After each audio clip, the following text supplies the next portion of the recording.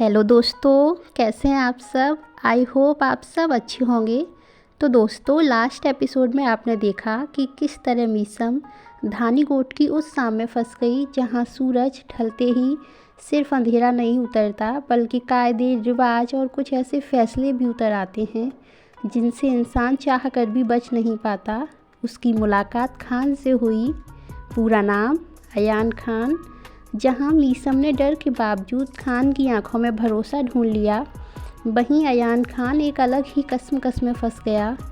पहली ही मुलाकात में वो मीसम को देखकर ऐसे थम गया जैसे बरसों से उसी के इंतज़ार में भटक रहा हो। तो चलिए अब स्टार्ट करते हैं एपिसोड नंबर 10 को। सो दोस्तों, एपिसोड नंबर 10 की शुरुआत होती है एक खूबसूरत सुबह के मंजर से। गुलाम बख्श हवेली का दरवाज़ा खटखटाता है। अंदर से अयान खान की बहन जोया निकल कर आती है। क्या हुआ गुलाम बख्श, आज सुबह सुबह कैसे आ गए। गुलाम बख्श: जी बीबी साहिबा, वो खान ने आपसे कुछ कपड़े लेने भेजा है। कपड़े? मेरे? क्यों, क्या ज़रूरत पड़ गई भाई को कपड़ों की। गुलाम बख्श नज़रें झुकाकर: जी खान का हुक्म है, मैं आपसे कपड़ों के सिवा कोई और बात ना करूं। अच्छा ठीक है, मैं लाती हूं। और इतना कहकर जोया कपड़े लेने चली जाती है। साफ़िया बेगम, अयान खान की अम्मी, वहीं अंदर खड़ी सारी बातें सुन रही थीं। उन्हें उस बात को महसूस करने में सेकंड तक नहीं लगता जिस बात को गुलाम बख्श छुपाने की कोशिश कर रहा था। साफ़िया बेगम बाहर आती हैं। अपने खान से कहना कि वो उसे हमारे पास ले आए। गुलाम बख्श हिचकिचाता हुआ: लेकिन बेगम साहिबा, वो खान, ये तुम्हारी बेगम साहिबा का हुक्म है। और इतना कहकर साफ़िया बेगम अंदर चली जाती हैं और गुलाम बख्श कपड़े लेकर खान की हवेली वापस लौट आता है। जोया साफ़िया से पूछती है: क्या हुआ अम्मी, गुलाम बख्श ने बताया कुछ। साफ़िया बेगम एक गहरी सांस लेते हुए: इस गांव की कैद में फिर कोई बदकिस्मत आ गई है।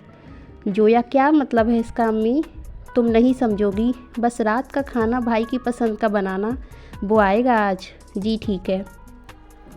दूसरी तरफ अयान मीसम के कमरे का दरवाज़ा नॉक करता है। मीसम अचानक से उठ जाती है जैसे किसी बुरे ख्वाब ने उसकी नींद तोड़ दी हो। मीसम दरवाज़ा खोलती है।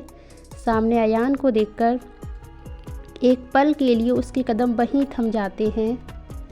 वो वही है, कल की शाम वाला सख्त गंभीर चेहरा, लेकिन आज उसकी आंखों में वो सख्ती नहीं बल्कि एक अजीब सी उलझन छुपी होती है।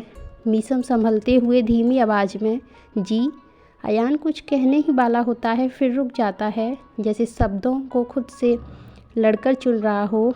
अयान फॉर्मल लहजे में: आपको कोई परेशानी तो नहीं हुई। मीसम इस सवाल पर हल्का सा चौंकती है। कल रात जो हुआ, उसके बाद ये सवाल उसे अजीब भी लगता है और थोड़ा सुकून भी देता है। मीसम: मैं ठीक हूँ। कुछ पल की खामोशी। हवेली के लंबे गलियारे में बस सुबह की हवा की सरसराहट। अयान नज़रें हटाते हुए: आपके लिए नाश्ते का इंतज़ाम कर दिया गया है। मीसम हल्का सा सिर हिलाती है, फिर हिम्मत करके पूछती है: मैं कब अपने घर जा सकती हूँ। ये सवाल सीधे अयान के दिल पर लगता है और वो उसकी तरफ देखता है और फिर नज़रें झुका लेता है। अयान धीमी आवाज़ में: आज नहीं। मीसम की आंखों में निराशा की एक परत उतर आती है लेकिन वो कुछ नहीं कहती। अयान एक पल ठहर कर जोड़ता है: लेकिन मैं कोशिश करूँगा कि आपको कोई तकलीफ़ न हो। ये कहते ही वो एक कदम पीछे हटता है, जैसे ज़्यादा देर रुकना खुद उसके लिए भी मुश्किलात खड़ी कर सकता है। मीसम उसे जाते हुए देखती रहती है और उसके दिल में पहली बार ये सवाल उठता है कि ये शख्स वाकई मेरा कैदी है या खुद किसी कैद में जी रहा है। मीसम दरवाज़ा बंद कर लेती है। कमरा शांत है लेकिन उसके दिल में तूफ़ान मचा हुआ है। वो खिड़की के पास जाकर बाहर देखती है। धानीगोट की सुबह कल की डरावनी शाम से बिल्कुल अलग लग रही होती है। धूप नरम है, हवा में मिट्टी की खुशबू और कहीं दूर से अजान की आवाज़। लेकिन मीसम जानती है कि ये सुकून बस दिखावा है। वो खुद से बुदबुदाती है: ये कोई सपना नहीं है, मैं सच में यहाँ फंसी हुई हूँ। दूसरी तरफ अयान हवेली के बाहर गार्डन में खड़ा होता है। गुलाम बख्श चुपचाप पीछे खड़ा है। गुलाम बख्श संकोच से, खान बीबी साहिबा के लिए कपड़े आ गए हैं। अयान सिर हिला देता है, फिर अचानक पूछ बैठता है, वो डरी हुई तो नहीं है? गुलाम बख्श हल्का सा मुस्कुराता है, डर तो है खान, लेकिन हिम्मत भी कम नहीं है। ये सुनकर अयान की आंखों में एक अजीब सी चमक आ जाती है। वो खुद से कहता है, यही बात सबसे ज़्यादा ख़तरनाक है। उसी वक्त गुलाम बख्श उसे साफ़िया बेगम का पैगाम देता है। अयान का चेहरा सख्त हो जाता है। वो गुलाम बख्श को डांटते हुए कहता है, मैंने कहा था ना कि किसी से कोई बात न करना।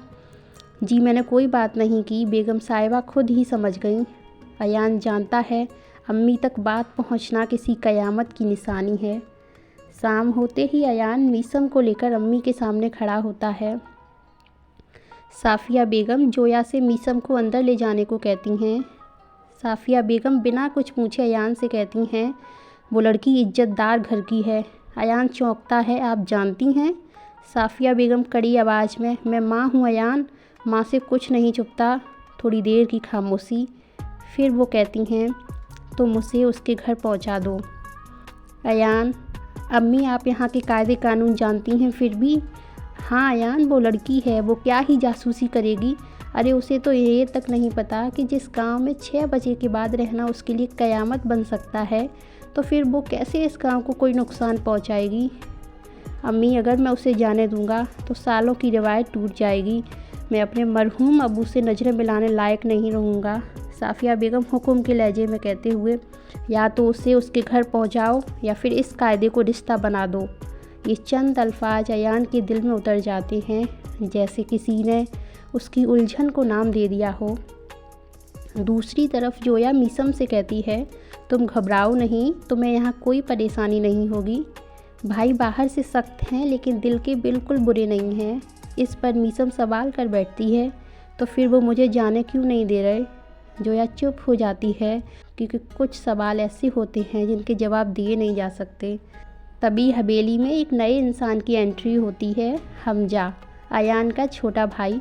अरे भाई आप कब आए? आज तो मैंने आना था आपकी तरफ।